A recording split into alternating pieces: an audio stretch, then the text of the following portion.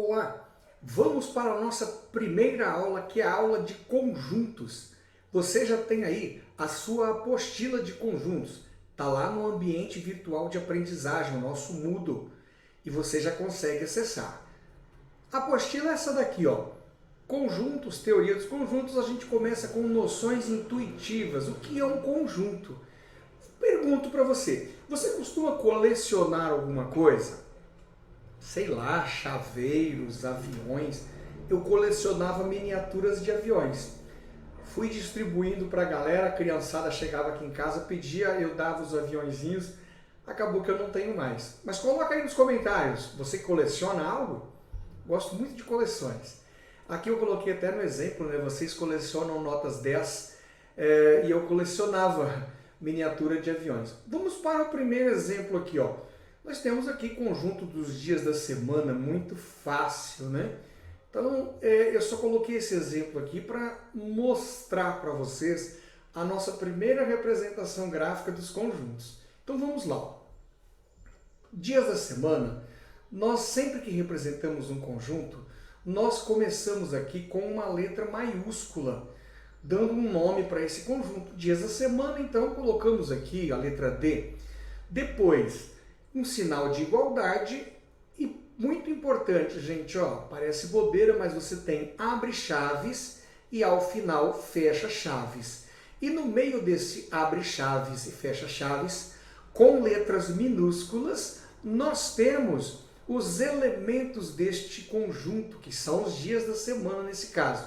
Sempre esses elementos, olha só, eles vão ser separados por vírgulas, olha só. Importante. Então vamos lá. Recapitulando, um conjunto, a primeira representação que nós estamos vendo, né, aqui, ó, ele é uma coleção de algo, não sei, por exemplo, poderíamos dizer, os alunos do Instituto Federal do Espírito Santo formam um conjunto.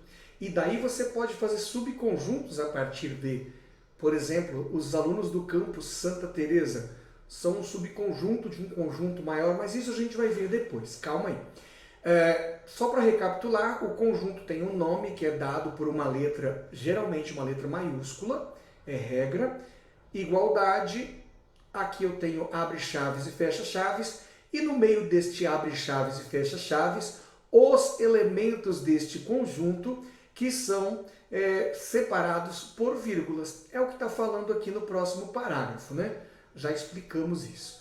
Aqui nós temos o exemplo 2, ó, conjunto dos números primos positivos. Então vamos lá. Atendendo à regra, né, eu dei um nome a este conjunto, vou chamar de conjunto P, sinal de igualdade, tá legal, abre chaves e fecha chaves, legal, é um conjunto, né?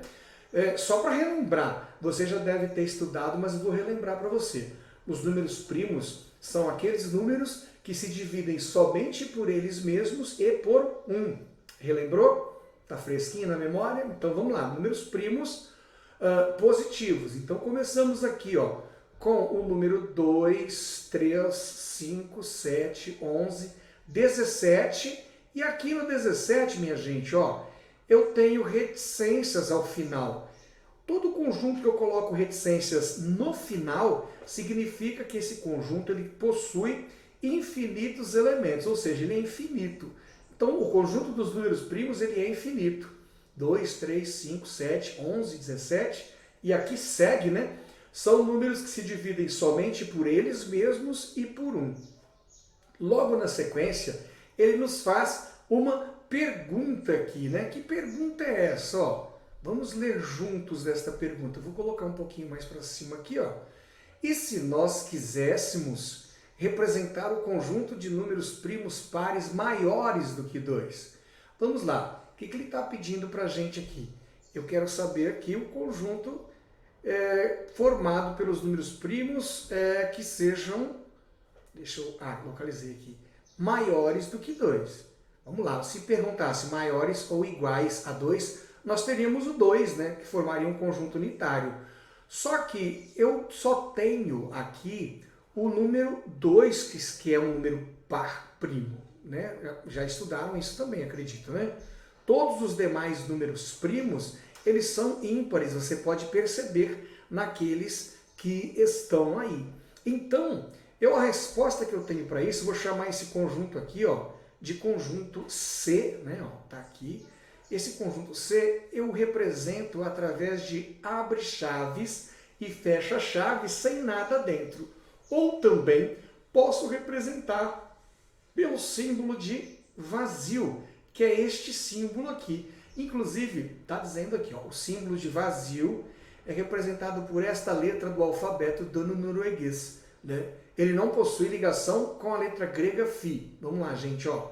Isto aqui é vazio, é um círculo com uma reta aqui cortando esse círculo numa inclinação de 45 graus, tá? A gente vai fazer no caderno, não vai ser tão preciso, né? 45 graus na diagonal. Isso aqui é o símbolo vazio, que é essa letra do alfabeto dano-norueguês. Agora, essa letra aqui, ó, é um círculo representada por um círculo cortada por uma reta, né, vertical, é a letra grega Φ, que nós vamos ver mais adiante aqui, é o número de ouro, inclusive, é representado pela letra Φ. Então não confunda isso aqui. Vamos para o exemplo de número 3. Vou colocar um pouquinho mais para cima. O exemplo número 3, ele traz para a gente, né, o exemplo do conjunto das vogais, está aqui para nós, né? Então vamos lá, para atender a toda a regra, nós colocamos a letra V, vogais, ok? Igualdade, abre chaves, fecha chaves. Eu estou insistindo muito nisso porque é importante, tá, gente? Professor, mas que bobeira. Não, não é bobeira.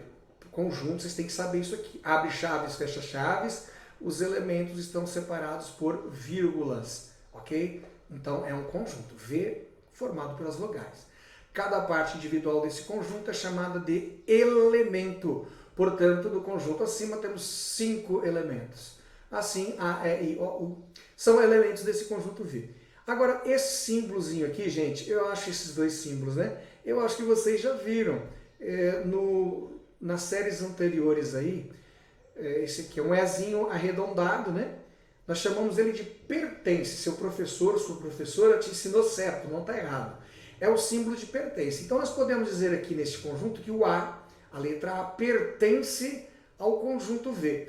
Aqui em conjuntos, gente, eu vou pedir um favor para vocês. Nós vamos mudar um pouquinho. Ao invés de falar pertence, nós iremos falar é elemento de. Então se eu uso o símbolo de pertence, ao invés de ler pertence, nós iremos ler é elemento de. Então vamos lá, ó. A é elemento do conjunto V, das vogais, correto. E aqui ele faz outra afirmativa que também é verdadeira, ele fala assim, ó, o B não é elemento D, não desculpa, em matemática, né, o símbolo que é muito parecido, a gente faz um tracinho aqui, é não pertence, né? Pertence, não pertence. Só que esse não pertence, nós iremos ler não é elemento de V, claro, né, gente, ó. B, a letra B é uma vogal, desculpa, é uma consoante, portanto não é vogal, não faz parte deste conjunto. Então, ó, o que é que nós podemos afirmar aqui? A é elemento do conjunto V, é uma vogal.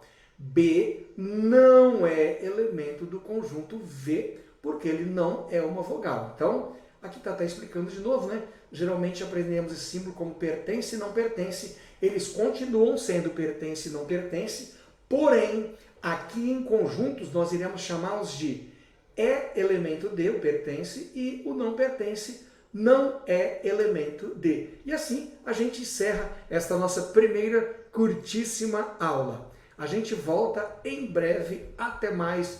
Forte abraço para você.